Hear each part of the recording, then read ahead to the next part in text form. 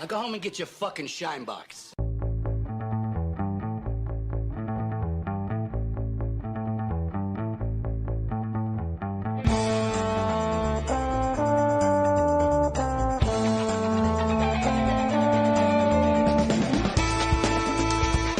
May, Yes. guess what I watched the other day? What did you watch the other day, Ross? The Nice Guys. Do you like it? Yeah, it's well good. It's a bit weird. Like the plot gets a bit convoluted towards the end, but it's still such a funny film. Yeah. It's like one big long drunk night out. Yeah, and it's like an unexpected chemistry. Yeah, I like it when he's in the bathroom stall, especially. I mean, when you know what I mean, as in like when he's like trying to keep the door open, they keep dropping the gun. Yeah, wasn't that unscripted? Probably. And it's just so funny how pathetic Ryan Gosling is, and like Yeah. no nonsense Russell Crowe is. I think people underrate Ryan Gosling as an actor, to be honest. And I think Russell Crowe as well. Like people think like he peaked after Gladiator, but the fact that that film is so good, and he doesn't really do too many films at his old age. And I like how he looks a bit like a teddy bear and has gone a bit fat. Yeah, I know what you mean. He literally plays the role of like a debt collector who's just, or like a bodyguard or a bouncer that's just a bit too old for it now. Yeah, but he's like and then Ryan Gosling's a DI, but then he's a DI, Shit. a PI, a PI. PI, and then DI Staker. oh, wait, I've got a joke. What? Go for it. I thought that was a joke. It's a silence. I was looked at you. What mouse has two? What? No, sorry. What mouse walks? What mouse walks on two legs? I don't know. Mickey Mouse. But what duck walks on two legs? All ducks. Donald Duck. No, damn it, mate.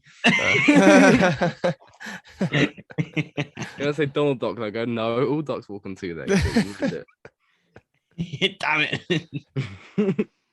That's not a joke. That's just a fact. You're a joke. What films did I watch this week? I can't remember now. I've been watching loads of Oscar opening monologues. It's been quite unhealthy. I'd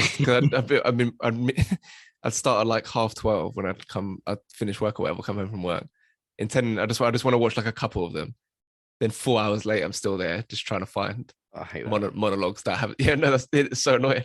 Just trying to find monologues that I hadn't seen, even from the Oscars or the Golden Globes, and they're each like 8 to 10 minutes long. So just hours just pass by, and it's like, for fuck's sake, I'm not gonna wake up really late tomorrow. They're really funny though. The best is Ricky Gervais at the Golden Globes.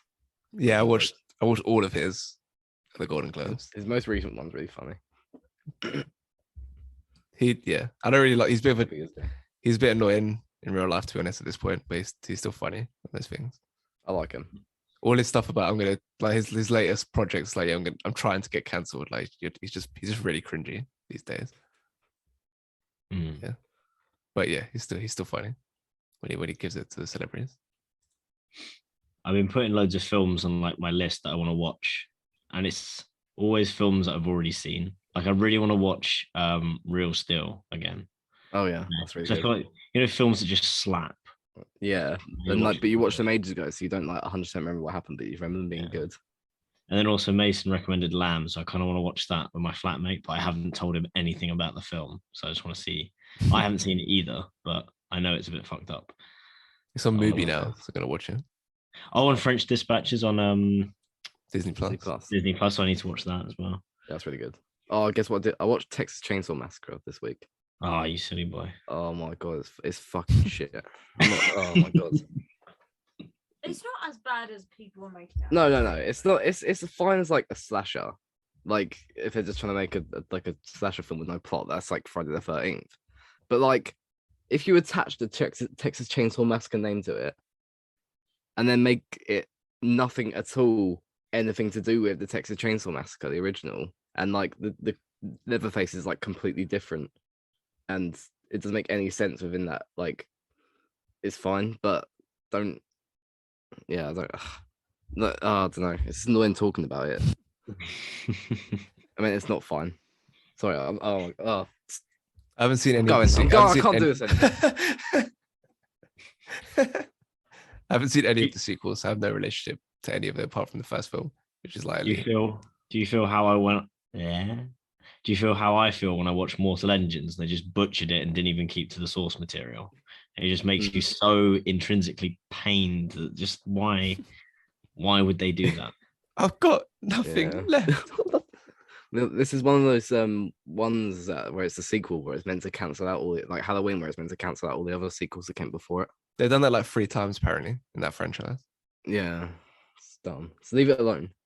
Because the original one's my favorite slasher. I've been watching loads of breakdowns of the sequels of Star Wars and just reading about what the original directors had planned and what George Lucas would have had planned, and then how Disney is just fucking just ripped it up the bum hole, and it just makes me want to cry. Like it hurts me so much that they put like $3 billion into these films, probably more than that, and it's just pure dog shit. I think they're more focused on being woke than they are making a good film. Oh god. And then like I was reading like a John Berger interview as well, and he was talking about basically how they just like discriminated against him by making him like the figurehead of the campaign by having like a black guy holding the lightsaber for all the promotional posters. And then they kind of did something with his character in the first film, but obviously didn't make him a Jedi, and then just did fuck all with his character for the next 2 films and just kept him there as like candy basically, and just to fill the quota. Yeah, they did fuck all in the second one. Then the third one, they were like hinting at something, which obviously is the third film and didn't come to anything after. It's like just not like his characters. It's just like Rose and all the other basic characters of color. They just didn't have any significance towards the end of the film. Not that Ray even had much significance anyway, but it's like it turned out she's a Palpatine. That was pretty much it. Yeah, it's just pain on like a next level. The only one who kind of had a good story was Thingy. Ben Solo, yeah. Yeah. But I think that like that's elevated by Adam Driver and his like performance just because. Yeah, exactly. And even that's nerfed considering what they actually had planned for his character that it didn't go ahead. Like it's just so painful. I wish they gave it to like Dave Filoni at the start and just didn't do. I just wish it never happened, to be honest. I wonder if like it's a waste. George Lucas obviously can't say too much about it. Like, well, he can say whatever he wants because he wasn't even involved. I don't think he would. I don't think he'd want to like ruin Star Wars like that. Like, but I wonder if like in the private conversation what he'd actually say about it. I think Dave Filoni said more because I watched a few interviews with him. And yeah, he's alluded to some of the plans that he had. But yeah, it's just frustrating. Yeah. How people can have that much money and be that stupid. It's sad times. Right, should we move on to the head-to-head? Go on then. Batman versus Batman Begins. Batman, 1989. The Dark Knight of the Gotham City of Gotham City begins his war on crime with his first major enemy being Jack Napier, a criminal who becomes the clownishly homicidal Joker.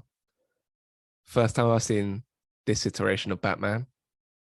I didn't really that aware of his reputation. I feel like everyone thinks Batman Returns is superior. I feel like that's the vibe I've been getting. Some people even think that's superior to the Nolan films. But yeah, I wasn't really sure about what the legacy of Batman 1989 was. But Ross, this is your first time with it as well. What do you think? I'd heard that it's very like campy. So that's what I was expecting, and that's kind of what it was, I guess. I mean, I don't, when I watch kind of films like the campy 80s films, obviously you don't expect much story or anything below the surface really. And that's kind of what it was. So I think it's just one of those films where you just got to enjoy the rides, enjoy like the kind of more fun, like slapstick at like nature of the film, and kind of just go over it. Because I mean, looking at the two films, one's like an actual story and one's just like Batman being Batman. You get no kind of intro to his character properly, really. He's just Batman before you even see Bruce Wayne. So yeah, there's obviously not too much going on there, but it's fun, and I think that's the main thing. It's quite funny in some parts as well, mainly because it is so like slapsticky. But yeah, Not gonna lie, I didn't know this wasn't an origin story. So to be honest, it would have made more sense to do Batman versus the Dark Knight because it's actually Batman versus the Joker. I just assumed this was the origin story because it was the first. But I feel like Batman Begins is actually that was like a significant turning point. They actually like properly rebooting the whole franchise. I didn't realize up until that point it was just like we had the origin story and we make films and stuff from there. We didn't need to do the origin story every time we do like a new type of Batman. So yeah, I just assumed this one was going to be an origin story. So I was kind of surprised about that. So yeah, makes it harder to compare the two films we picked, but well, here we are. May, what do you think of Tim Burton's Batman? It was as old as it is, if that makes sense. Like it definitely looks dated, which is fine because it can't really help that. But there's just heavy amounts of kind of like leathery, rubbery plastic and like dull matte black in this film. Like I guess it's a vibe for some people, but I don't know. It's like not like funny enough to be a meme, but like not good enough to be a good film in certain places. Like it's a bit sporadic as well, and I don't really like how it didn't really focus on Bruce Wayne or Batman to start off with. And yeah, like it didn't touch on an origin. I don't know if you did get you don't really get an origin for Michael Keaton's Batman, do you? No, it's just that's what I'm saying. It's just kind of Yeah. the origin is there in the world. Everyone kind of knows it, so it's just kind of we're just going to do this Yeah, do the that's story. that's the other thing. I wasn't sure of how much I was meant to know. Am I meant to know that like, like Harvey Dent's already introduced? Am I meant to know? Is that like foreshadowing or is that just like set up for like another film kind of thing? Or like you kind of know the origins of all. I suppose the Joker was a more of an interesting character because we've never really had a proper origin for well, at least I haven't seen a proper origin for a Joker. I mean, what sort you sort of have one for Jared Leto, and I'm guessing they didn't really bring that into full fruition in the Suicide Squad. But yeah, I enjoyed parts of the film, and I think it kind of like it was a bit not kiddie, but kind of like I don't know, almost silly, and then it started to then take itself more seriously. Then it would go again.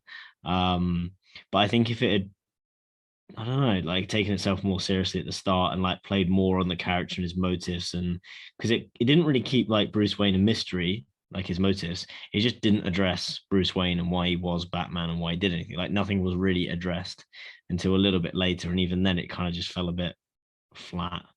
But like I don't know, Jack Nicholson's definitely nice to see like in his prime, and I think he does definitely stand out in this film completely. He basically takes over the film. He's even like that was the biggest thing watching it. It was like, oh, this is a Jack Nicholson movie. This is a Joker movie. It's not really a Batman movie. Like there isn't actually that many scenes. Yeah, like May says, there's not that many scenes with Batman. Like even the screen time. I looked up the screen time. I think it was like 31% was the Joker. 28 point something was who's the Vicky Vale? Yeah, the love interest Vicky Vale. So she even and then Bruce Wayne was third with like 27 point something else. Like he was the third most screen time in the film in a Batman film. So yeah, like Jack Nicholson is top build because obviously he's by far the biggest star in the film, and Michael Keaton. They even like a lot of people protested. I think when he was cast as Batman because he's just considered a funny man prior to this. It was a bit of a shock when he got the role, but yeah, he's had to play second fiddle to the star of Jack Nicholson, and I think came across in the film. Tim Burton just didn't really seem interested in the Batman character like you'll see in other versions of the story. So I thought that was kind of the big, most striking thing. But I still liked it. Particularly liked kind of the production design and all that kind of stuff, and the way Gotham looks in a obviously it's different to the realism that Nolan's going for, but in a campy way and a very highly designed, stylish way. I still kind of like the way this film looked, even if the way Joker just kind of took the film over too much for me. And I don't even love Nicholson's performance that much. I'm not gonna lie. Kind of reminded me of the Departed, which is also I'm not into. Where I feel like he's just going for it a bit too much. But yeah, I like Batman overall as a first viewing. It's just hard. Yeah, it's hard to compare to what we're about to do next, which is Batman Begins, the first of the Dark Knight trilogy, the Batman that we grew up with, which also will influence kind of our perspectives, I guess, because Bale is our Batman. It's like that joke in Neighbours or Bad Neighbours, the Seth Rogen and Zac Efron. It's like, who's your Batman? And he's like, well, no, Batman. Batman talks like this. I'm counting on it. Zac Efron does all that. Yeah, 2 different generations. All right, Batman Begins. After training with his mentor, Batman begins to fight his Batman begins his fight to free crime-ridden Gotham City from corruption. Again, all that corrupt Gotham City action going down in both these films, but Batman Begins takes a more serious take on the story. Even though I was kind of surprised rewatching this, I only seen it the second time. It is more like fantastical than I would have thought for a Nolan Batman film. Like it gets less fantastical as you go through the series. But this one, all the stuff with the legal shadows, there's something mystical about them and the way they operate and how they're financed and all that kind of stuff. And even Scarecrow, there's something kind of mystical about that. Yeah, interesting. I enjoyed my rewatch. Ross, what about you? Yeah, so I hadn't seen it for years. I watched it for the first time in ages. And it was nice to revisit and kind of, I think I enjoyed it more this time around than I did when I watched it, when I remember watching it ages ago. As you say, it's a bit more, compared to the rest of the trilogy, it's a bit more kind of, it doesn't feel as real as the other two, but I think it still has that certain element of like realness to it where it makes it kind of believable in a way. And I think when you have a film with like a stacked cast like this, it always helps no matter what the film is. And I think Christian Bale's he's a great Batman. Michael Caine, he doesn't, yeah, he's a good Alfred. Cillian Murphy always performs. It's nice to see Liam Neeson do anything really. Gary Oldman's not in it that much, but he's always nice to have on your screen. Morgan Freeman the same. So yeah, I enjoyed it a lot. And I think it's funny comparing these films because one's like bright and slapstick in a way, and this one's like dark and gritty. And I think with Batman, the tone with this origin story as well, and it's so dark, it has to be that kind of gritty tone. So it kind of, it's like a perfect marriage between the story and tone. So yeah, but Batman Begins, I really enjoyed it and really enjoyed like revisiting it, and Christian Bale's my Batman.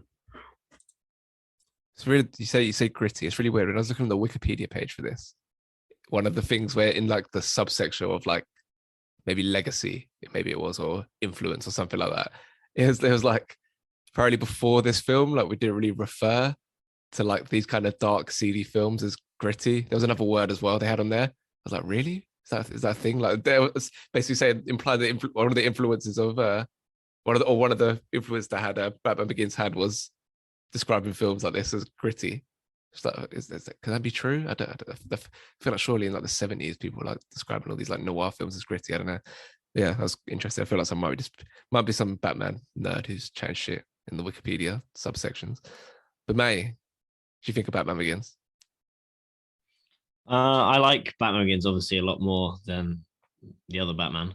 But yeah, I don't know if it's just like a newness, a cleanness, a more modern like cinema like techniques that they use. The cast is fantastic. I think Michael Caine as Alfred, I think there will never be a better Alfred. I think he's just so perfect and so like lovable family man, but kind of like strict and I don't know, like competent in exactly what Alfred should be. I don't think there's another character, like as much as I'm excited to see Andy Serkis in the new The Batman, but I just don't think he's going to be better.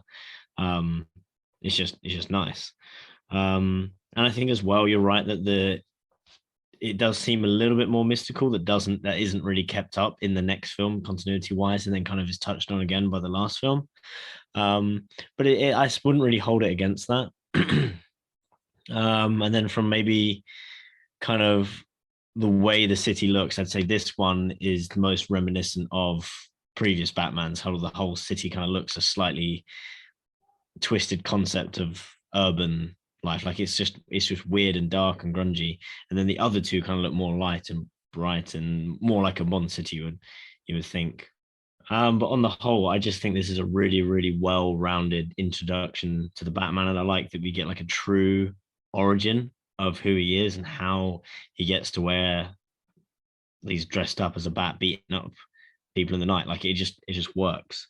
And the exposition as well, early on you think it might be a bit too much kind of like self-commentary, but it isn't. It's nice to like get like a consistent verbal kind of justification of how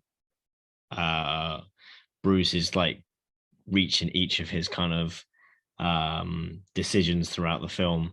And then also his conversation with Alfred, I think, is really important as well, and kind of their closeness. And yeah, I just think it's an excellent portrayal of what Batman should be. And then it climatizes then in the next film to be probably the best superhero film ever made. And I don't think it's any mistake. It's just by Nolan's perfect design and Christian's excellent acting. And yeah, I think every character in this is almost perfectly cast. Also, like Liam Neeson's just kind of like a weird guy to put in this film. But again, works really well. Perfectly cast except for the girl who got recast for the second film. But yeah, we can talk about that in performances. It's the first of the categories. So yeah, I've already said I don't really like the Nicholson performance in the first Batman, which is already. And now that I think of it, what performance do I even like in that film? Because it's kind of hard when Christian Bale's your Batman, it's kind of like hard to watch Michael Keaton's iteration of it, and especially because he doesn't get as much screen time as you'd expect for a Batman film, and not much of him as Bruce Wayne either, to understand like the duality of the two characters and stuff. It's kind of just hard. I felt like he was fighting a losing battle in terms of trying to be a superior Batman to be. So I don't look terribly enamored with that performance. Didn't really like Nicholson. Kim Basinger's pretty good. Doesn't have to do much to be good, but she's pretty good. I guess when you look at what Katie Holmes does in Batman Begins, then could be a hard job. But yeah, Kim Basinger does good. I did like seeing Billy D. Williams as a Harvey Dent. I was not expecting that. I haven't seen him in anything other than Star Wars franchise, so that was cool. But Batman Begins, like Matty says, it's just stacked. Apart from Katie Holmes, who it's funny when something has like a bad or a good reputation, it's hard to separate. It's hard to like have an unbiased perspective on it. We're going to talk about The Godfather later. And you're when you watch it, you're viewing it as like, yeah, everyone thinks this is one of the great American films. And with Katie Holmes, it's like she was recast for Dark Knight. All critics, all fans are like, yeah, she was really bad in this film. And for the first like 45 minutes, I was like, she's not good, but like she's not bad. I think, and then there was just like one scene, one like line reading that she did, and it's like, fucking hell, this is rough. And then from there on, she was pretty bad. But other than that, Morgan Freeman, the slaps and the few scenes he gets, Michael Caine, Michael Caine, slaps. Cillian Murphy, I don't love it, but it's still solid. He'll go on to do better things. And Christian Bale, I just do like him as Batman and as Bruce Wayne, and the way he conveys those two different sides to his life. So I'm going for Batman Begins, unsurprisingly. Ross, what do you think for performances? I think it's just got to go Batman Begins. I think if you, without even watching the film, you could probably just look at the cast and know that it's gonna go this way. But I mean, let's say Jack Nicholson. I like it. I like Jack Nicholson, and when he's over the top, I don't mind just because I like him. But it's not his finest performance. And Michael Keaton, it's nothing special really, and not. As you say, it's nice to see Billy D. Williams in something other than Star Wars, because I haven't seen anything else, him in anything else apart from Star Wars as well. But there's nothing special going on there. But I think in Batman Begins, I mean, you got Morgan Freeman and Michael Caine, which are like two of the greatest voices of all time. And then among that, you just kind of got sprinkled of Gary Oldman, Cillian Murphy, and Liam Neeson, who they'll do well. Like they always seem to kind of these are the kind of actors that always seem to like do a solid performance no matter what they're in, and that's what they all do here. And I think some of them even go beyond that, especially like Michael Caine and Christian Bale. He's a great Batman. He's perfect for the role, to be honest. I mean, it's got to be Batman Begins, and yeah, I think Christian Bale does really well. Kind of, it's almost like it must be quite hard to act as Batman in a role like as gritty as this one, because you have to act like you're unfazed and you don't care, but under the surface, like everything's not okay in a way. And I think Christian Bale does really well kind of dealing with that kind of thing. and making that how it is. And then Michael Caine is like a father figure within Christian Bale's life. I think those two really stand out for me. So yeah, definitely Batman Begins.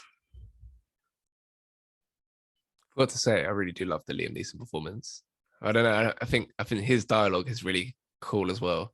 Even if that part of the story, the way it slides into the wider thing that's going on, I don't love everything about it, but every word that comes out of his mouth when he's training him and the different montages they go on, and it's kind of his like philosophizing, and he's also kind of intimidating at the same time, but also intellectual. I don't know. Everything about his performance really works for me.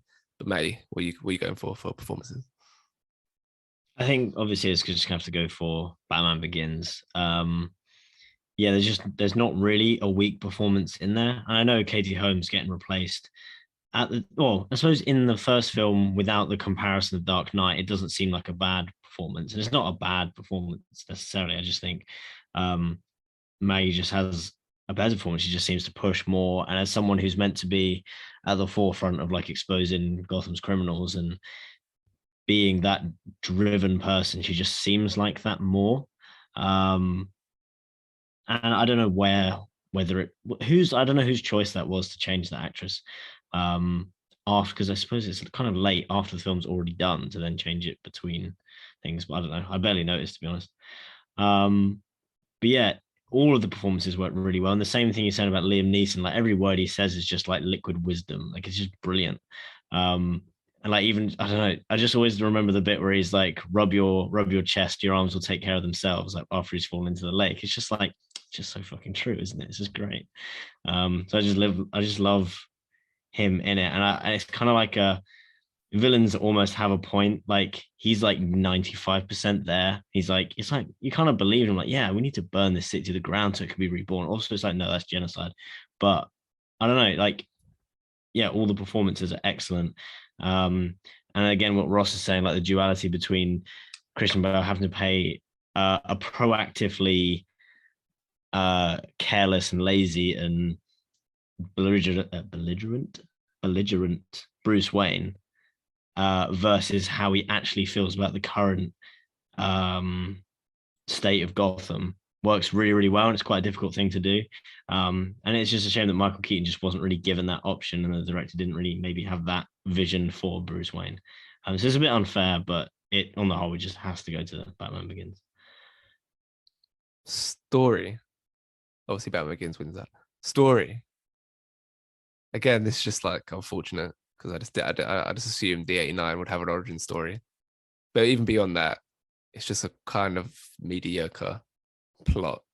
I find it's more just focused on Nicholson doing his thing, trying to lead Batman on his chase, rather than any kind of complex villainous plot or anything that was particularly interesting. Whereas Batman Begins is a whole fleshed out, proper story. They're searching for a sense of realism. They're trying to say something about the Batman character and about Bruce Wayne and why he turns to this life. So it's kind of hard to go with anything other than Batman Begins. Ross, are you in the same mindset? Yeah, I think you've put it right, to be honest. There's not really much. I think if you ask me in like a few weeks, what actually happens in 89 Batman, I'll be like, I don't actually know. I can't remember. It's one of those kind of films. Wait, what does he actually do? What's this? So obviously him turning into the Joker, everything like that. Then what's his plot? I watched it 2 days ago. No, I watched it yesterday. Mate, what was that? Yeah. What was that? We'll have to go on like a ban of makeup until new makeup gets in. It's kind of like, oh, it's makeup. It's not really like life. Why is he doing that though?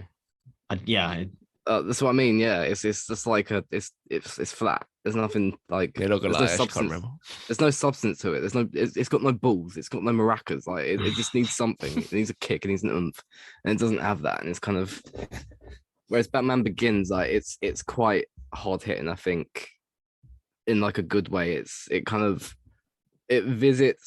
does a nice job of visiting Batman's past, or like Bruce Wayne's past, and him coping with that alongside kind of him dealing with saving Gotham and stopping Gotham from like what the stuff happening to it. And yeah, it's obviously like just 1,000% makes for a better story and a more interesting story, and a character at the center of it who's like genuinely has depth and is interesting, and that always helps. So yeah, Batman Begins 100%. Matty, do you concur? I concur. I know it's kind of unfair to compare the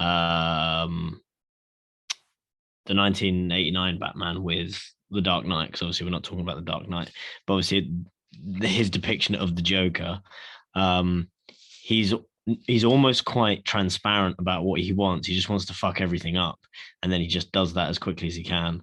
But yeah, just with the story for this just isn't really, you're not really sure what's going on, and I don't know. You kind of have a vague idea that Batman just needs to stop him, but he's just kind of on damage control, and it's just a bit kind of higgledy-piggledy.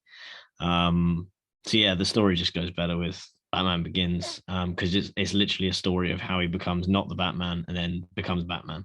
And yeah, it's just fascinating to watch, and I like how almost military and tactical, and all the stuff he has is all like very experimental but very grounded, and there's like an explanation for everything he has. And yeah, just the tumbler is just so cool. He has that. Does he have that in the first film? The giant kind of driving tank, or is that in the second film? Yeah, in the first one as well.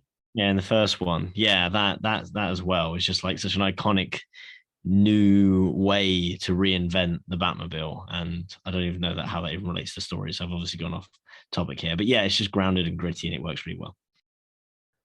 It sure does. Yeah, I just feel like the Joker's, because of the nature of the way it's constructed, the 89 one feels like the Joker's leading the story and Batman's kind of following along. Like you say, Matt, you're kind of doing damage control. Whereas Batman Begins, the Dark Knight, when you have the Joker, he's doing his chaotic shit, and it's all escalate. It's an escalating set of dilemmas for Batman and for Gotham. But you still have enough from Batman's perspective where it's like he's trying to work things out. He's trying to be his detective, bring out his detective side to try and work out what's going on and stop him.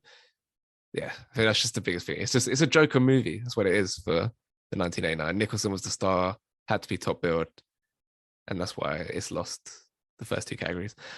No, that's not a story. So it's 2-0 up. Visual style. This is the one I'm going to go for, the 89 one. This is the one I prefer. I like. It feels the most like a comic book. I like just the design of the buildings and the way everything like that looks. The kind of expressionistic style everything has. It communicates the mood I think they're searching for really effectively. And I'm looking. I've seen a few tweets since I watched the 89 one yesterday, talking about Batman Returns, because I think it must be an anniversary. Yeah, it's the 30th anniversary, I think. So, and they've been talking about the way the production design and the cinematography in that one aids the story even in an even better way. So I'm excited to watch that. But I think it accomplishes that one in this as well. And I do like Tim Burton, I think, overall. And I was kind of excited to see how his style would fit in a Batman film. And even though I didn't totally love the story, everything about the way it looks and his little tricks with the camera, I still found to be enjoyable. Putting a bit of Beetlejuice into his Batman cocktail. Yeah, visual style. Ross, what do you think? Well, yeah, this one's definitely the hardest category. I think there's with Batman 89, it does really good use of like kind of using the dark spaces, using the dark shadows. It uses the smoke, as you say. It's kind of more comic booky. It kind of pops more. You know, he's got the big like yellow bat like logo on his chest, that kind of thing. And Jack Nicholson wearing his like the purple outfit and whatnot, that kind of thing. It pops more. Whereas Batman Begins is like it's like a polar opposite take on the look of Batman. I don't think the suit looks as good in Batman Begins. But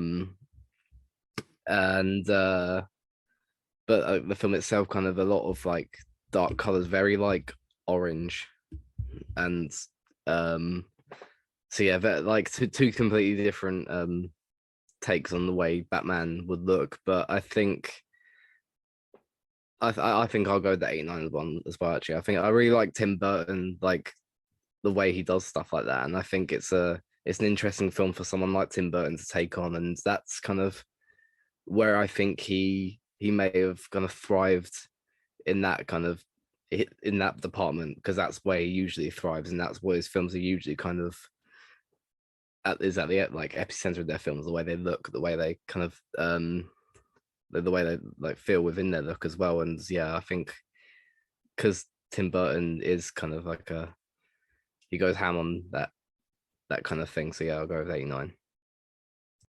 I think it's a preference thing at the end of the day. So only Batman Begins does look incredible, and I think that was the only Oscar nomination he got was for cinematography. And I do like how it's not very reliant on special effects and stuff. There's a lot of practical shit going down, which I think makes it a better film. But Matty, were you going for visual style? You're going to give a nod to Batman Begins, or is Batman 89 going to get a clean sweep for this category? I do agree with you that everything, especially for the time, the 1989 Batman, the style is really nice, and you can tell how like a lot of the backgrounds are just drawings, and then put behind real sets, and it just looks like a city that you haven't seen before, and that's really nice, like really industrial, but really kind of built up at the same time, and really gothic as well. It is good. And I'd probably take points away from Batman Begins because of its lack of continuity to the other two. Not looking as modern, it just kind of looks a little bit more comic booky, which kind of takes away from the realism that it was kind of going for, like a grounded kind of Batman. And yeah, I suppose the 1989 is it's more like it's like a halfway between Batman now and kind of the Adam West's Batman of like the comics, who was just like running around, with all the just very, very typical comic book style of Batman. But what I do think that needs to be like addressed is the kind of like a lot of the mountains and the scenery that's been like put in, especially with like the Ra's al Ghul and all those kind of storylines at the start, where he's going on his tour of almost the world looking at criminals. And it's just places that you just wouldn't expect to see in a Batman film. Just the mountains are just really, really nice, and all the sceneries that they do their training to. And I think it's nice that it kind of breaks out of its kind of dungy Gotham kind of centered kind of scenery, and it's not afraid to do that, because I think that can get a little bit old throughout the film. So I'd probably give it to Batman Begins just on that technicality. I do like all the opening stuff. I saw someone say it felt slow, but I actually preferred all that stuff to the actual few big action scenes. Like this is a good script at the end of the day, and them talking in nice locations and everything, like I said, like Liam Neeson's doing, just found really exciting, more than even the action sequences. But yeah, well, Batman gets his first point on the board. It's 2-1 as we go into tone, and I'm going back to Batman Begins for this one. Tone is the big thing for me. I don't know what they managed to make it dark and brooding, and that sense of realism that they were aspiring for when Nolan undertook this project. But there's still a levity to proceedings. The humor's still there in the film. It's not completely dour and somber. There's the humor still able to come through in like some Morgan Freeman's stuff, like him not like kind of the interactions he has with Bruce Wayne, where he kind of knows something's going on. He's not an idiot. There, he knows that he's not supplying Bruce Wayne with these weapons and these items for something ordinary. He's not just another eccentric billionaire. He's up to something more sophisticated. And if just little moments like that, the humor comes through. It's not like Marvel films that are just like so self-aware with their humor now, or you have the extreme. At the other end of is the Batman 89, which is campier and more like a comic book. This one is kind of nicely in between, where it's a serious drama almost with elements of humor that make it still a fun, enjoyable watch. So yeah, I love the tone of Batman Begins, and the music as well adds to that. That's the other thing. Like you get Danny Elfman doing the music for 89, which is a score that I enjoy, and I enjoy Danny Elfman's music. but it's perfectly suited to that style of film. Whereas this is something more epic and and serious, and Hans Zimmer's kind of unsuperhero like score. I feel like it's not as triumphant as you would find in the more modern superhero films. There's something more sophisticated about it, and I do enjoy that. So yeah, tone going for Batman Begins. Ross, what do you think? Batman 89. I think it doesn't. It feels like it doesn't know what it wants to be, because at sometimes, most of the time, pretty much is pretty slapstick and like campy. But then sometimes it will start to go quite serious, and they'll just have like a normal conversation, quite a serious conversation. But then it'll kind of do something like something funny, but you can't tell whether it's meant to be intentional or not. That kind of thing. It's a bit inconsistent with its tone. I think the 89 Batman like a lot of the time, or sometimes but Batman Begins, I think it's a nice kind of, I like the way it is kind of gritty, dark, and as you say, it's kind of got the funny bits, but it feels like very human interactions that would happen and feel normal. And I think that's a credit to the writing in that sense. But I think just like the dark, gritty nature of the film, the emotion behind everything, that it deals really well. I think that's one of its very strong points. Actually, it deals really well with the tone of everything, and I think, yeah, it's a big credit to the writing, to Kristen Nolan, a big credit to like the performances as well. So yeah, I'd definitely go for Batman Begins. May, tone. Tone, I'm going to give it to Batman Begins, because yeah, it's pretty. I just didn't know where the hell it was going, or I don't think it knew where it was going.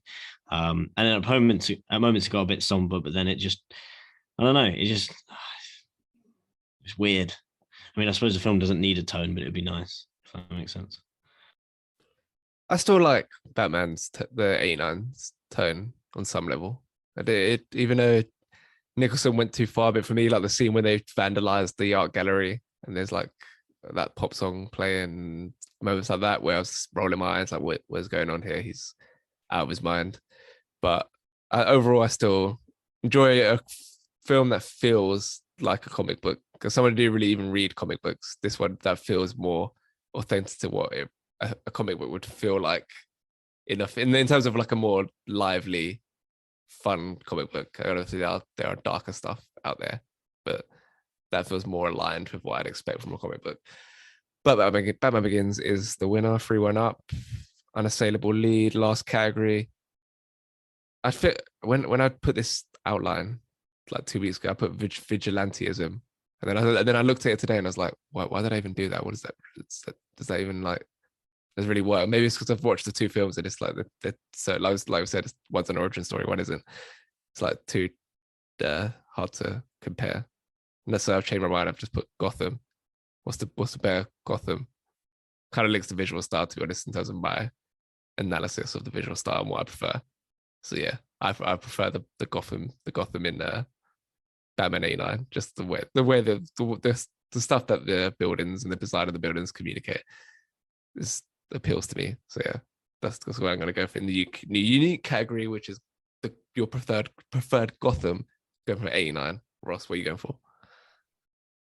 I think down to the facts that you kind of get more. They talk about Gotham, I think, with Thomas Wayne talking about it and how he had the idea of it, and you kind of saw how it was. You had the big Wayne Towers building in the middle and how that was laid out with the train track and that kind of stuff. You kind of got a good idea of Gotham, and kind of you felt like you know your way around it, that kind of stuff, because of it kind of shows it off in that kind of sense. And say with the big train track going over the top of the big Wayne Towers, I think because of that and because of how it was kind of, it was almost made like part of the story more. I think so. Yeah, Batman Begins. I'm gonna go with my favorite Gotham. May, what's your favorite Gotham? I think staying true to what Gotham was supposed to be. I think I just like the comic book style of Batman 1989 far more. I think obviously Batman Begins gives more of a hint to that than the other two in the trilogy, but still Batman 1989 is superior, I think.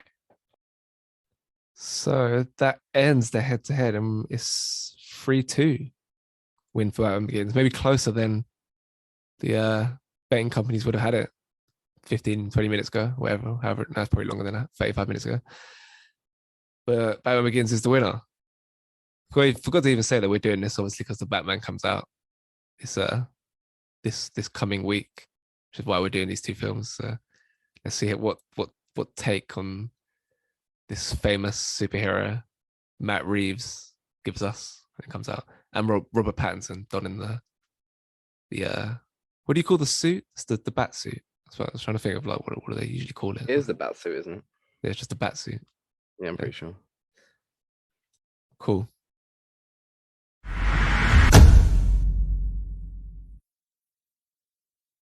So the game will be the IMDb guessing they're known for, the 4 films they're known for game thing. I'm going to do it for the 2 Batmen that we've been discussing on this episode, plus the new Batman, who's Robert Pattinson, starring in the Batman, going out this week. Yeah, that's what we're going to do. So we're going to go in chronological order. We'll start with Michael Keaton. Are we going to do a time limit? Or no. So maybe you're allowed 3 wrong answers. Okay. Between the 2 of you. Okay.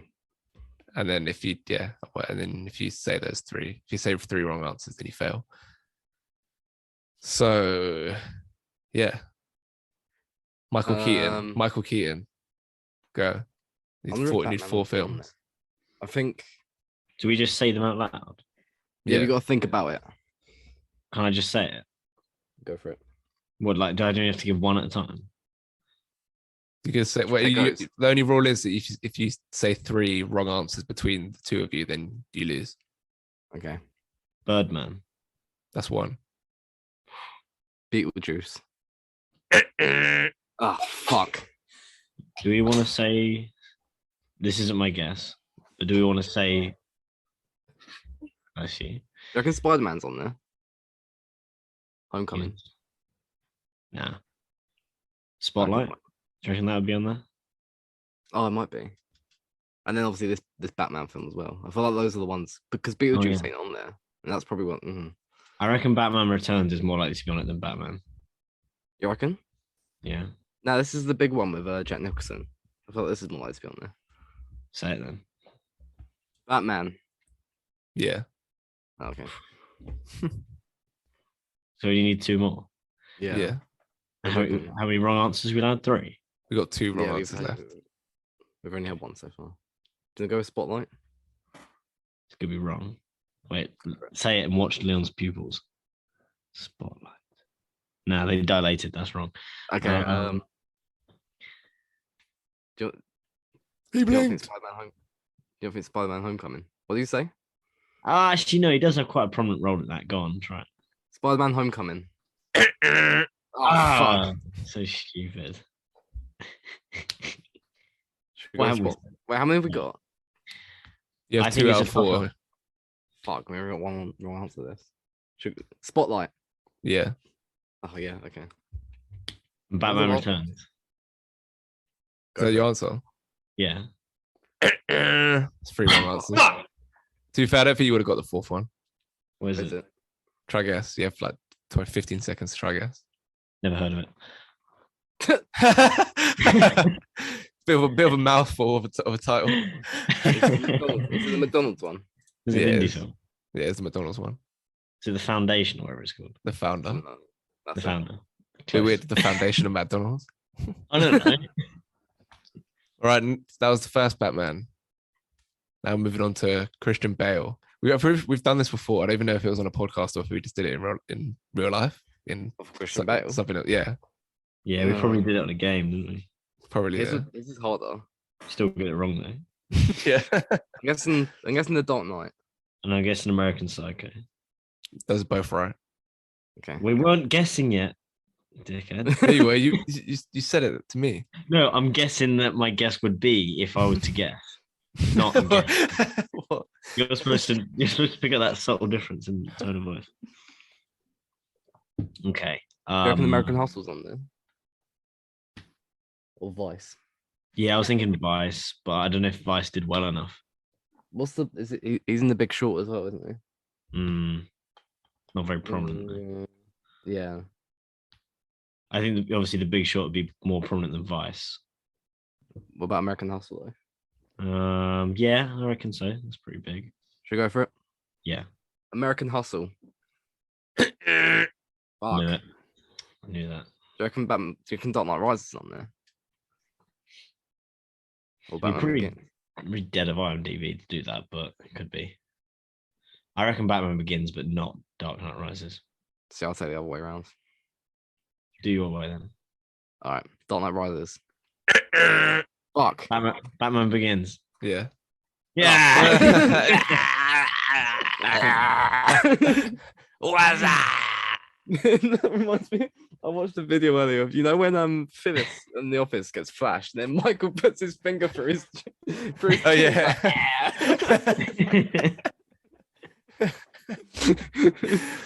Oh dear. So you need one more, and you've got one more wrong answer. No, have you had one wrong answer or two? Two. Yeah, two. Yeah. So you got one wrong answer, and you got one more correct answer to find. So we can go with The Big Short or Vice. I say Big Short. Yeah, go for it. Big Short. Fuck. Damn. Was it Vice? No. Oh, was it The Machinist? Nah, No. no. Shit. That wouldn't be that. Brothers. The Fighter. Yeah, the file. Really? Never seen it. Is that good? I thought it was fine. It was fine. He didn't lose 18 kilos for fine. Thank you very much. He won an Oscar. Oh. So it must have been more than fine. Jesus. Right. Yeah. The one you'll be waiting for. Batson. All right. So the new Batman. Oh, this is funny. Okay. Yeah, I'd have no chance if this was me trying to guess these. All right. Robert Pattinson. I reckon there's a couple Twilights on there. Which one's it? I think the first Probably one. the first one, yeah. I wrote Twite instead of Twilight. Twat. Twat. Twilight. Yeah. Okay. Twilight. Twilight. Twilight colon Twilight. She's in films like Good Time, Yeah, it would be a good time. but I don't think that would be up there. I hadn't even What heard about about it. Tenet?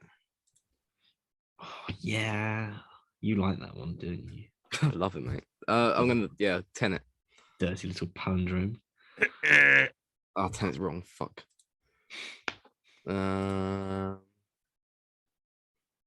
He was in the fourth Harry Potter, but I don't know if that would even help. Yeah, fuck it. Go on. Yeah, go.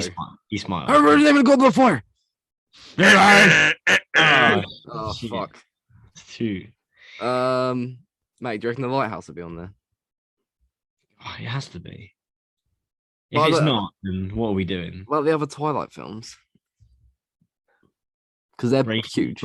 I've never seen them, but Breaking Dawn, New Moon. Seem to know them pretty well. Is that part 1 and 2? Which one of those is part Breaking 1? Dawn's the one with part 1 and 2, I'm pretty sure. Okay. Well, surely the pinnacle would be the second one. You'd think so, but it's got a weird baby in it, so. Oh yeah, not as weird as American Sniper though. Should we go with Breaking Dawn Part 2? Fuck it, go on then. Breaking Dawn Part 2. Fuck. New Moon. That's your three wrong answers. New Moon. What was on there? No, New Moon's not on there. Breaking Dawn Part 1. Yeah. That's so Yeah. random. Fuck's that. Okay. It's so random. That's so random. Did we get another one? It's Not two as more. well. Did we guess the Lighthouse? It's not on there. Oh, Oh yeah, we forgot to. time. I've not even heard of two of these films. good time. No. What are they? Twilight Saga Eclipse. Oh yeah. Fuck. And then That the is- other one's called Remember Me, which I've never heard of. That sounds like a romance. It's got Yeah, why is this in here? This makes no sense. It's not even directed. It's not got no other like famous people. It's not directed by a famous person. It's Brosnan. Oh, it's got The girl from Lost. got Meghan Markle in it. Does it? Yeah. Shame. She really is beautiful in it. Remember that video? Yeah, dude, in the school. Yeah, so funny. She really is beautiful in it. Oh yeah. She really is beautiful in it. So good. All right, so you lost. Did you get any of? No, you didn't get any of them. No, we got the first Alright. Twilight. We got some. No, I mean, like, you didn't complete any of the actors. Oh no. Why don't we do Ben Affleck now as well then? See if we can complete him. You have 1 minute and 16 seconds. You have to right, get all we'll, of. we'll try and get the full Ben Affleck films. Good Will Hunting. I'm not even on his IMDb yet. Batman vs Superman. Wait. No, we've only got 1 minute. Oh yeah. Justice League. Good Will Hunting is one of them. Good. Batman vs Superman. No. Justice League. No. Oh god. Oh fuck. I don't know any other Ben Affleck films. Gangs of New York, or whatever it's called. He's not in that. What are you talking about? He's in a film about a gang. I know Gone that- Girl. Yeah, Go Girl, yeah. Oh, obviously. It's gonna end before we get there. And I'm not gonna do anything. This is gonna end abruptly. The Lost Jewel. No. I'll go. Yeah. Need Oh, one more. Yeah. Oh. I'll go fuck yourself. I don't know what Ben Affleck films. He directed this one as well. The Accountant. No, Jeremy Renner got nominated for an Oscar in it. The meeting's gonna end. No one cares about him. Is it the Bourne film?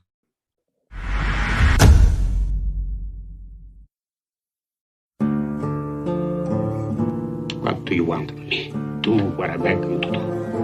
Now you come to me and you say, Don Corleone, give me justice. You come into my house and you ask me to murder me. I ask you for justice. That is not justice. They want to get mixed up in the family business. You got to get up close like this. Bada bing! You blow their brains all over your nice Ivy League suit. You give him one message, I want Salazzo. Now that's all out war. We go to the Some back. of the other families won't sit still. Then they hand me Salazzo. Your father would want to hear this. This is business, not personal. They shot my father. Even the shooting of your father was business, not personal. You know my father. Men are coming here to kill him.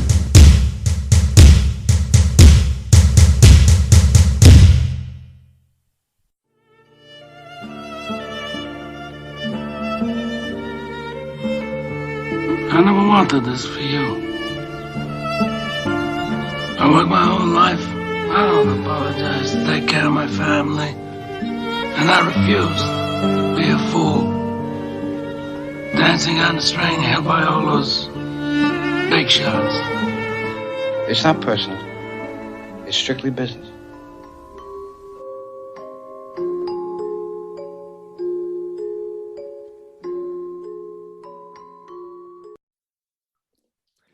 Little something different this week. What we do?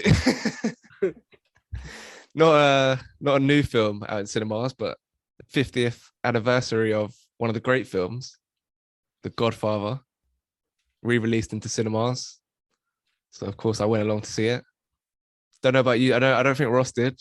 I'm pretty sure he didn't watch it in cinema. So we're gonna say goodbye I to watched Ross it- watched because it at home. he watched it at home. So we're gonna say goodbye to Ross now. Because this was for people who watched it in cinema. Mate, did you watch The Godfather in cinema? Why does this always happens? Matt, I can't hear Matty's I first didn't line hear of that one, dialogue. yeah. Come again. We're going to play. Yeah, no. Okay. No, I watched it at home. All right, so we're gonna say goodbye to Matty now. See you See you later. guys. All right, so the God check. Yeah, I watched it in cinema because I understood the assignment. All right, The Godfather, the aging patriarch of an organized crime dynasty in post-war New York City, transfer control of his clandestine empire to his reluctant youngest son. He sure does. The Godfather. Like I was saying earlier about kind of reputations influencing your viewing of a film. Like you just know. Same with Citizen Kane. Although I think that was kind of Citizen Kane was kind of different for me because it was like more entertaining than I thought it would be. I thought you'd just be a homework film. That's really good, but it's actually entertaining. But The Godfather is like so ingrained in pop culture, like it's probably as ingrained as something like Star Wars. It's obviously not producing like merchandise and stuff, and like it's not a massive franchise of spin-offs and everything. But in terms of like the quotes and the style and the Marlon Brando performance, and even other things, just like the idea of like the three kids and the different personas they take on as like the middle child, the youngest child, and the hothead oldest one. There's different things like that. It's kind of ingrained in how you perceive the world and how you perceive culture. So you're kind of watching it through that lens. I've seen it maybe 4-5 times now, I think, this latest rewatch. Still think it's amazing, but then it is just funny. Like you don't, if like I didn't know it to be like one of the great films, would you have a different opinion? If it was just like another film you just discovered, would it be the same? That's the interesting thing with this stuff. But I do think it's really good and was really exciting to see on the big screen. Ross, what's your relationship to The Godfather? So this is one of the films I watched like how many years ago. So like that like first got like when I was first getting into film, I was like, oh, this is meant to be the greatest film of all time. So I'll watch this, and it did get me into film, and like I loved it straight away. And it, it's a great film. When I watched it, oh god, I don't even know. I must have been like 15, so like 7 years ago. And I watched it like last week, or whatever, and I just remembered every single thing that happened, even though I haven't watched it for like 7 years. And I think that is like when a film is good, if you can do that. So yeah, it's you can see why so many regard it. You never stroke. Regard it as one of the greatest, or in some cases the greatest film of all time. Just because, even if it's not the greatest, I think it is almost definitely the greatest written film of all time. And just in terms of writing and the way Michael's written, I think it couldn't be more perfect in that sense. So, and like Marlon Brando's performance is probably the most iconic performance in cinema history, and it's so commanding in a way. And it's kind of like when we did The Devil Wears Prada last week, what Meryl Streep was saying about how she didn't shout to command the room, she like whispered and made people listen. It's kind of like that, what Marlon Brando does as well. He doesn't shout really. I think he does like once or twice, but you can act like a man. Yeah, then he does it. Then even straight after that, he's like, I'll do it for you. Like he's straight away, but like, yeah, he's one of those kind of characters, and him like stroking the cat and that kind of stuff. It's all iconic. It's everything about it. And I think, as I say, like it's got to be one of the greatest character stories of all time as well. Like the way Michael changes as a character throughout the film, and kind of him becoming the Godfather, like gradually throughout the 3 hours. And I think it's very much a misconception in the fact that people think it like it's almost boring, because it actually is like action packed throughout as well. It's never boring, even when they're just talking. It's never boring. You're not far away from like some kind of shootout scene or something either. So yeah, I think it's really good in that sense as well, keeping you kind of like then I can't remember what bit it was, but it's when Michael when he shoots the police guy and the other guy.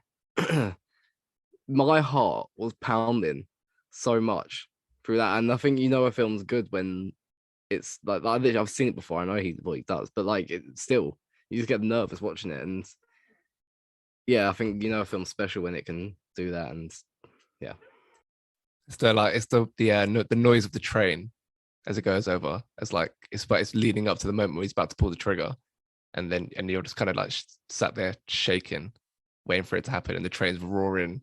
The noise of the train is roaring over the sound design. Yeah, that's a great scene.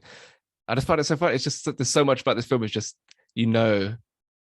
without having seen the film, it's just there. Like the idea of a villain stroking a cat, even though he's not a villain, but like the idea, or not even a villain, just like the idea of an anti-hero, I guess, kind of thing. A mob boss stroking a cat as he's delivering his speech, his edict about the world or whatever. That's just I just knew that from a kid, really, because it's in like Zootopia. There's a imitation of the Godfather. Like it's just present. It's just so omnipresent in the culture, and make him an offer he can't refuse. Just knew that years and years ago without seeing the film. There's just so many little things that I just found that are threaded into the way you perceive the world that I just find really fascinating. On top of it being a really great film, May, The Godfather. What's your relationship to this iconic story? So I have never seen this film up until yesterday. And I remember when we started the top 250 IMDb list, I saw that like The Godfather and Godfather Part 2 were like right up there. There's like 2 and 3 spots on the list. So I was like, all right, I'll save those. Then I accidentally waited 5 years to watch them. And then I watched it hurriedly yesterday. So I probably should have just like actually given it more time. But I thought it was pretty good, which was a bit, I think that's because I had such high hopes for it, which is a shame, but I still really like the film. You can see how influential it is. And I like how kind of brutal it is. And it really kind of encapsulates their life and like the risk that they run. Like you could just go anywhere and someone will just shoot you. Like they just makes everything just so nerve wracking. And yeah, I liked everyone's performance in it. I like kind of the respect each of those characters kind of conducted with just so little action, and as you say, without even raising their voice. And that the whole premise of this is how people make their living.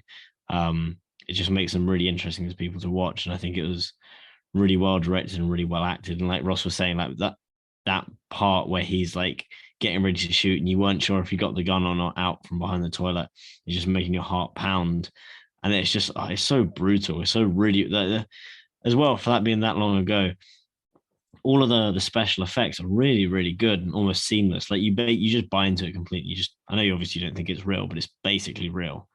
And yeah, I actually really liked it. And I'm looking forward to watching the second one because I've heard it's even better. I feel like the first one's the most rewatchable, the most entertaining, and the second one's like the superior in terms of quality. I feel like that's where I feel like it's annoying.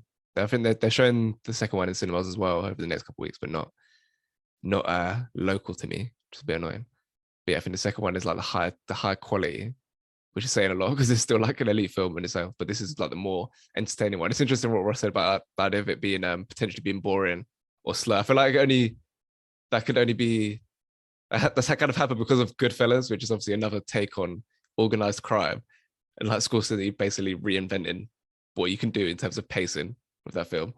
It's just, you kind of like, you don't have time to stop and look around. You're kind of you're on the journey, and it just keeps going until the kind of when he's like paranoia at the end towards Goodfellas, where you feel kind of you've lost all energy by that point because of the whirlwind ride that you've been on throughout that film. So comparing it to this, it can feel slow, but it's still it's still so many great scenes happening, and they're not too far spaced out considering it's a 3-hour film. There's every 10-15 minutes there's something iconic, there's something really captivating, something important. So yeah, it's just a lot of great stuff going on. And talking about the performances, obviously I think Pacino and Godfather 2 is highlighted as like that's the standout. That's one of the best performances, maybe the best of all time. But even here, some of the little things that he does, like to kind of like before he shit, like we're seeing the shift and he goes full evil in the second one, and I guess evil is evil kind of by the end as well, signified by that great ending with the door closing on Kay as he sees her husband fall into this new life. We not have too many spoilers. I haven't seen it, so I'm just going to mute myself quick. This is the first one, mate. But you're talking about the second one. We're talking about the first one right now, so clearly you didn't watch the film if you thought that was the second one. No, I just heard you say second one. I wasn't listening. Yeah, that was none of that was about the second one. You definitely just said second one. I said the second. I said his performance. Yeah. Yeah.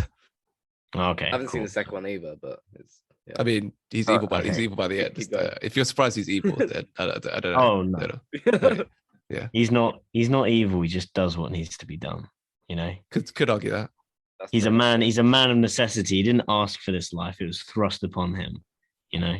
And I think that comes across in his performance, no? Like I like when he first turns up at the wedding and he's sitting with Kay and he's a normal guy at that point. He's a valiant soldier who doesn't want to engage in the family business. And he tells that story about it's about Luca Brazzi, the one he ended up getting he sleeps with the fishes, all that gets strangled. He tells the story of like Luca Brazzi taking out some guy over some business to do with the family. And he kind of like can't even make eye contact with her. He kind of just looks into the distance and says, "It's a true story." It's the little things he does to show like he still loves his family and he still feels connected, but he's just kind of a little uneasy, but also not fully detached. Like he's not like he's trying to separate himself and live like a more honorable life or something, or a more decent, law-abiding life. But he still respects the institution of the Corleone mafia, and there's a hint that he would be willing to go into the family business if he was called upon. So I think I just do like the little stuff he does with his performance to communicate that. And my favorite bit in the film is when he goes to visit his dad in hospital, and like there's no guards there, and he realizes they're going to plan to try to take him out again. And the way he handles that situation immediately, it's just composed. I kind of know what I need to do. Kind of similar to what we talked about with Taken, however, a couple months ago, whenever that was. And Liam Neeson just knows exactly, he doesn't panic, he just knows exactly what to do. This is what he's been trained for. Obviously, Michael Corleone has not really been trained per se for this moment, but he's just ready to assume responsibility. It's like, hey, we need to move my father out of here.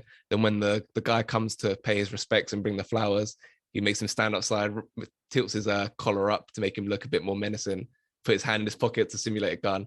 All that stuff is my favorite part of the film. It shows Michael Corleone in a different light, shows what he's potentially capable of before he transforms into what he does become. So yeah, just love a lot of great performances. Pacino is obviously the iconic. I guess he's not the iconic one. Marlon Brando is the iconic one. He won Best Actor and his most prevalent in pop culture. But Pacino is the one that's lasted. Is like over the course of the trilogy, or at least the first two. The third one, give or take.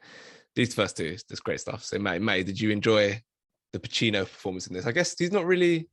Have you seen much of him? Because he's not like, he hasn't really been doing good work for about 30 years at this point. So you'd have to go back to find like iconic Al Pacino stuff. So yeah, what do you think of his performance, and what's your familiarity with him as an actor? Which is about as Leon, you're muted. It's just a thing. I can't hear you when you first start speaking. I don't know what it is, and it doesn't pick up when it records as well. So it's really weird. I don't know. Oh, okay. Can you hear me now? Can you hear me now? Cool. Yeah. So I've seen films like Heat, which are obviously like classic Pacino. Not at his youngest, obviously. But then I must have seen films here and there, and probably more of his recent work than his not so recent work. But I enjoyed his kind of, I don't know, I enjoyed his character more because his acting kind of blends so seamlessly into his role that you don't really try and distinguish between the character and him, to be honest. And yeah, I just kind of like the way he's more like very passive through the whole thing, and it wasn't until things were absolutely dire and it was affecting him that he had to step up, and he just steps up so calmly and effectively and almost brutally that no one kind of expected him to do what he did. And yeah, I think it's really effective, really believable when he kind of just then takes on his father's role, if anything, more effectively than his father would have, because maybe his father in his old age and kind of he's become a little bit relaxed. I think he wouldn't expect to be gunned down in certain places, and he wouldn't have as many kind of decent what am I saying? Bodyguards, as many bodyguards with him. He's got superheroes. Bodyguards. They'll be in the remake. When Disney buys the Godfather and puts it into the MCU, have superheroes in there. Yeah, I think like you say about like blending between the character and the actor. Like I think that's one of the big strengths is just how authentic it all feels. like the whole dynamic between the family and the way they interact with each other. Like it's I don't know. There's no like technical way to describe how they like kind of achieve that.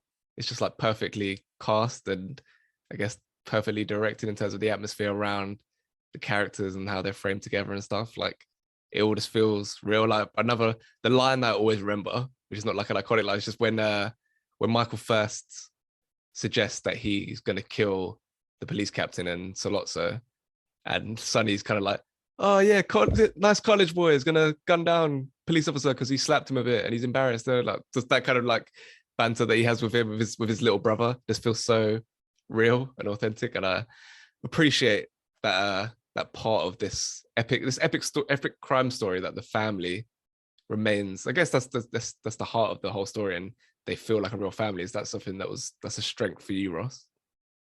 Yeah, 100%, and you can tell how well the dynamic works because it kind of lives on. I don't know, like today I watched the new season of Peaky Blinders came out yesterday, and even that you've got like Tommy, the more like calm, collected middle brother, then Arthur, like the out control older brother, and I mean she's not in this season, but Aunt Polly in the previous seasons being like the older, wiser one. It's like a dynamic that lives on through other kind of programs and shows and movies and whatnot, which shows how well that kind of dynamic works. And there's other, I can't think of any at the moment, but there is other things like that, and it says a lot about this film and its legacy, not only within like you know pop culture and like audience, but with inspiration towards newer things, and it's iconic in that sense as well. And I think you probably watched, I mean everyone's probably watched a million things and not realized that it's like completely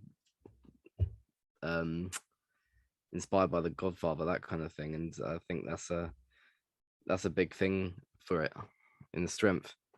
Do you know what, I was just reading about at the Academy Awards, and Marlon Brando, he won the best actor and didn't show up, didn't he, because of their treatment toward Native Americans. But then Al Pacino got nominated for best supporting actor, and he also didn't show up because he was like, well, why am I nominated for best supporting actor? I was the lead actor. That's probably why he didn't win for Godfather 2. I think when he did get nominated for best actor, just because the Oscars was like, well, fuck you. You didn't show up the year, 2 years before, 3 years before, whatever. No one can happen. Then he had to wait 20 years to win for Son of a Woman, which is hooah! Hooah! Yeah. Your references, by the way. He hasn't got a point though. He's not the supporting actor. It is weird. 3 of them got nominated for supporting actor. I don't know if is that right? I don't think that's happened. Yeah, James Caan, Robert Duvall, Pacino. Yeah, I don't. Surely that's never happened for any other film. I don't know. I'd have to look that up. That'd be a good bit of Oscars trivia. But that's 3 in the same category. A bit mad. Would have been would have man to have 2 in best actor and 2 in supporting actor. Just completely dominated. But Godfather did it win? Yeah, it did win best picture. It didn't win best director. I don't think. It won best picture, best actor in leading role, and best screenplay. Yeah. Did it win best director, which is quite mad when you think about it. Yeah, pretty much. I also think a strength for the film is just like, and this is for a lot of films, Shawshank's another example of this, like when it's kind of like episodic, like there's not there's a through line to the story and it's progressing from start to end, but it's kind of separated into little segments throughout, especially the way the Godfather opens. Like you have the whole stuff when Tom has to go to LA to sort out with the movie producer. He might be my favorite character. His line's really funny. It's like, they're gonna make her a big star and I can't be made to look ridiculous. All that stuff, great stuff. That whole bit in LA kind of feels separate to the Corleone crime story and Michael rising from behind the scenes to become the leader. Like it just kind of had like little like vignettes throughout the film like that, which I think helps it as well in terms of like the rewatchability. It's like you have, we're going to be this little bit in LA, and then we're going to have that bit when he goes to Sicily, which is probably my least favorite, but still got stuff going in there. But I know Ross likes the 16-year-old playing the wife in that bit. Yeah. May, yeah. Do you like that aspect of the story as a first-time viewer, that it's kind of like little chapters almost happening? It's not all just one big drive from start to finish. You get to go on these little mini adventures throughout. Yeah, I think it's nice ways to kind of split the film up throughout. And yeah, I think I haven't, obviously I don't know anything about the other two. I just know the third film didn't do as well. Is part two, just out of curiosity, a prequel, or is it carrying on? It's both. It's both. Oh, okay. That should be interesting. And then is Robert De Niro in any of these? He plays the young Marlon Brando in the second. Okay. I would have assumed. Oh, okay. Because did they use makeup to make Marlon Brando look older? Obviously? Yeah. So I would assumed he would have just played his younger self anyway. But interesting. Yeah, I haven't really got too much to say about it, to be honest. Talk about Marlon Brando. Talked about Pacino. Marlon Brando is obviously the iconic one, the one that's had the most influence. And it's funny because it could be bad. Like it could be like what I was talking about in terms of how I feel about Nicholson in Batman, like doing a lot, making a lot of choices. Obviously, he's got like Marlon Brando's got he's got something in his mouth. I don't know what it is, like an orange peel. I don't know. Maybe like that scene at the end where he dies, we got the orange peel in his mouth. Maybe he's got that for his whole performance to get that like effect that he's got going on with his voice and everything. And that could be bad in the wrong hands, or if it wasn't executed perfectly, but it just works somehow. Like it's the perfect combination to create this this iconic performance, which it's just another one. That voice, every line that he delivers, people kind of know without even seeing the film. Matt, did that stand out for you? Were you aware of some of the lines that he says in the film, and was it as it was happening? It was like, oh, did the DiCaprio in Once Upon a Time in Hollywood meme was like, oh, there it is, that line. I remember that voice. I think there's quite a few of the ones that just either from memes, but also Zootropolis as well. Obviously, the mouse and the polar bears on the day of the mouse's daughter's wedding, like all of that is just very awesome. It's just very. It's almost like they try and link back good classic films for children to then discover like years later. And it's just like influencing all kinds of cinema throughout. Yeah, I think as well for the mouth thing he was using, it's almost like a brace thing that you put underneath the gum, but then it like sticks out in like 2 extra points on one side and then 1 point on the other side. So yeah, it's interesting. It's like a kind of like a rogue thing to do that you wouldn't actually need to do that, but he did it anyway, and yeah, and it works. I was just wondering whose kind of direction that would have been. That also links to the idea of all the like tumultuous shit going down on the set of this film. Like Coppola nearly got fired, Pacino nearly got fired. They weren't going to set it in New York or do any location stuff in Italy. It was all going to be, I think it was going to be in Kansas, I think. And like there was this loads, like, it was just like production hell for a lot of it. And Brando famously, he was just an awkward guy, like didn't know his lines, which he turned up for a lot of movies and didn't know his lines. So they have to like have like his lines on someone's chest or something in certain scenes, or have cue cards in the background somewhere. So, but despite all of that, it ends up being such a incredible classic film, which is seems like that happens a lot. Jaws as well is another one where it's like, oh fuck, it's over budget, it's not going to work, it's not going to be a success, then it becomes iconic. Titanic as well, another one. So it's just I do find it pretty interesting when that happens. I don't know, there's obviously loads to talk about with The Godfather, but it's been done by so many people. I don't know, Ross, is there anything in particular that was striking on your rewatch that you felt like you really needed to bring up here? I mean, I think we've covered most of it really, but I think I just noticed a lot more about how well they handled Michael just changing over the 3 hours of the film, and how almost subtle it was over time, but it's like you don't really notice it happening, but obviously it is happening, and he's becoming just more and more kind of like kind of like his dad, I guess, throughout. And how that like the full on like the emotional roller coaster of the film, and the how well they handle the action parts of the film and all that kind of stuff. It's all just kind of the way it's crafted is just it's just so well. And as I say, so many people have spoken about it, and everyone knows how good it is. So there's not really much we can say here, I guess. But it's you can see, even if you don't particularly like it, or you know, a lot of people don't like this kind of genre, you can still see why it would be one of the greatest, like considered one of the greatest films of all time. So yeah. And it gets you to care about these people who are murderers and criminals. But when Vito gets first, when he gets hit in the street, it's like, oh my days, what? No, don't want him to die. And then when in his actual death scene, it's like it's amazing. That scene is so good. The death, like just playing with his, because ultimately it's all about family for these people. At the end of the day, they do this stuff as like they're basically like they're like a response to the corrupt nature of police and society. So they think they can handle their own business. Obviously, you can question the morality of all that, but they believe in what they're doing. And he has principles. Like it's like, yeah, I don't want to go into the drug business. It's a dirty business. Like obviously, you could quibble with the fact that he's willing to do like prostitution and stuff like that. That's like fine for the mafias to do, but not drugs. But it is just interesting they have those principles. It's like, yeah, no, we don't get into the drugs. It's a dirty business. It'll flood the streets. It'll ruin people's lives.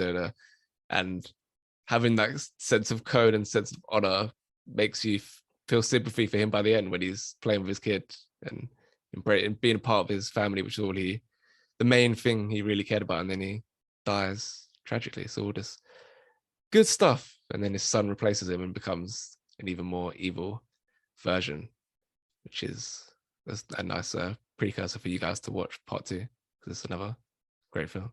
Yeah. That's The Godfather. I think it's still showing in cinemas. So yeah, go out, catch it before it leaves. We only had one showing at Cineworld in Hull. I feel like other cinemas are doing like multiple showings or maybe it's only for this weekend. But yeah, great to see it on the big screen. The music as well. I didn't talk about that. Hearing the music nice and loud is really cool. One of the great scores on top of everything else that this film is acclaimed for. Didn't do the outro last week. I forgot about that. I didn't say the what I'm about to say. At Corona Cinema on Instagram, at LeonWayne98 on Twitter, Spotify, Apple, Google, Amazon, Stitcher, Podbean. Didn't do that last time. Felt really incomplete after I released the episode, forgetting to do that. So good to slide it in there. Next episode, we're doing Disney Silver Era. The Silver Age Disney, and we're doing Jungle Book and something else. Quick, tell me before the meeting ends. I can't remember. Lady and the Tramp, I think. Lady and the Tramp. Hopefully that's right. And the main review is Turning Red, the new Pixar film, going straight to Disney Plus. Until then, go well. Cheers. Yeah, we skipped over the wartime era, didn't we? Yeah. Cheers.